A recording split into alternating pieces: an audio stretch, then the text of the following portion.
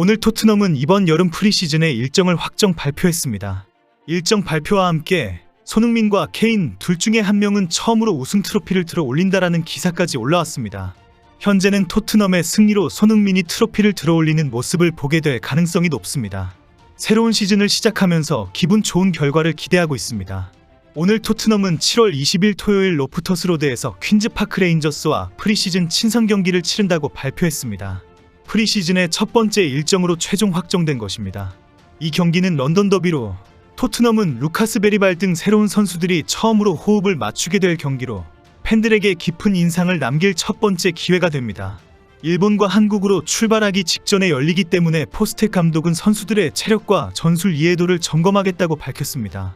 두 팀은 런던 더비의 원조라는 전통과 역사가 있습니다.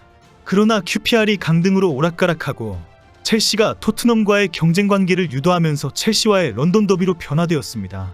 두 팀은 원조 런던 더비를 기억하는 경기로 친선 경기를 가지기로 한 것입니다. 하지만 이 경기는 여름 이적 기간 이후 새로운 선수들이 대거 들어온 상황에서 처음 가지는 경기라는 의미에서 주목을 받고 있습니다. 특히 토트넘의 새로운 공격진이 QPR의 수비를 어떻게 뚫을 것인지 큰 관심을 끌고 있습니다. 루카스 베리발의 첫 번째 공식 경기가 될 가능성이 높기 때문에 새로운 선수와 기존 선수들 간의 호흡도 기대를 모으고 있습니다. 베리발뿐 아니라 코너 갤러거와 새로운 최전방 공격수들의 움직임은 바로 큰 화제가 될 전망입니다. 프리시즌의 두 번째 일정은 7월 27일 토요일에 일본 도쿄의 내셔널 스타디움에서 열리는 비셀고베와의 경기입니다.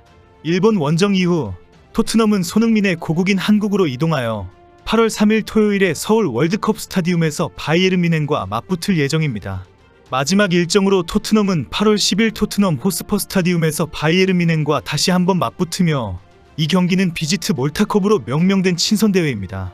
이 대회는 해리케인과 에릭 다이어가 바이에른으로 이적한 이후 처음으로 토트넘 호스퍼 스타디움으로 돌아오는 경기로 팬들의 많은 기대를 받고 있습니다. 비지트 몰타컵은 친선대회이지만 우승팀에게는 특별 제작된 트로피가 수여됩니다. 이 대회는 케인이 뮌헨으로 이적했을 때 토트넘과 뮌헨이 미리 약속했습니다. 현지에서는 해리케인과 에릭 다이어가 토트넘 호스퍼 스타디움으로 돌아오는 경기로 두 선수의 복귀에 많은 팬들의 관심이 쏠리고 있습니다. 또한 손흥민과 김민재의 맞대결도 한국 팬들에게 큰 화제를 모을 것으로 기대됩니다.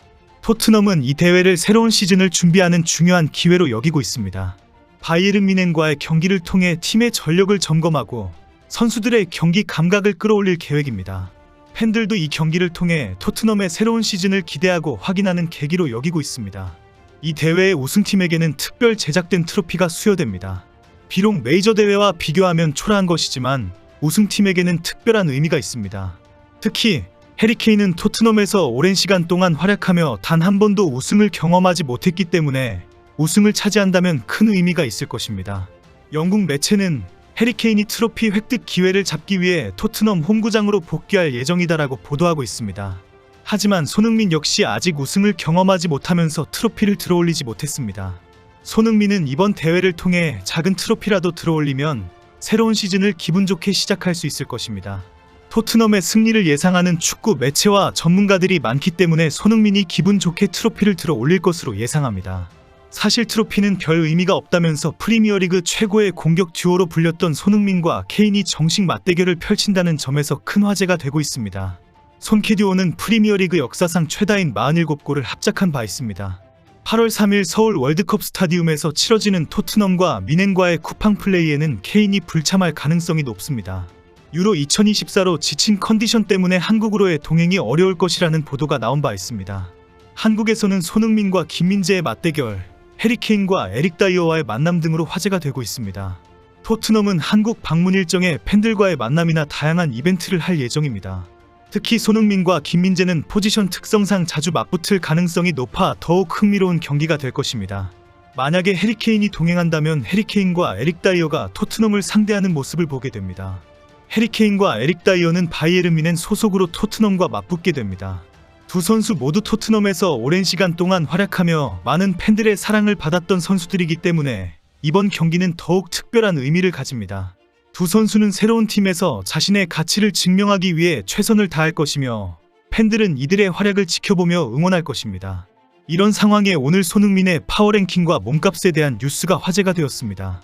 손흥민은 이번 시즌 잉글랜드 프리미어리그 선수 파워랭킹에서 최종 4위에 올랐다는 소식이 전해졌습니다. 영국 매체 데일리메일은 시즌 종료 후 전체 파워랭킹을 집계한 결과 손흥민이 4위를 차지했다고 보도했습니다. 1위는 리버풀의 모하메드 살라, 2위는 맨시티의 엘링 홀란, 3위는 아스널의 사카, 4위의 손흥민, 5위는 맨시티의 필 포든, 6위는 첼시의 콜 팔머, 7위는 에스턴 발라의 와킨스로 정리했습니다. 오늘은 손흥민의 몸값에 대한 기사도 올라왔습니다.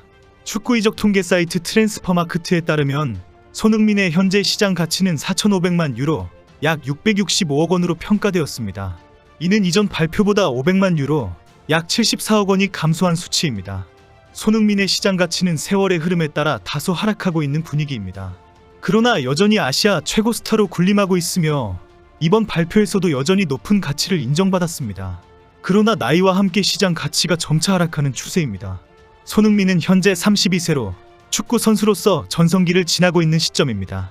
이적 시장에서는 전체에서 117번째의 가치로 평가되었습니다. 아시아에서는 6천만 유로 가치의 레알 소시에다드 구보다케오사, 5,500만 유로 가치의 뮌헨의 김민재 다음이었습니다.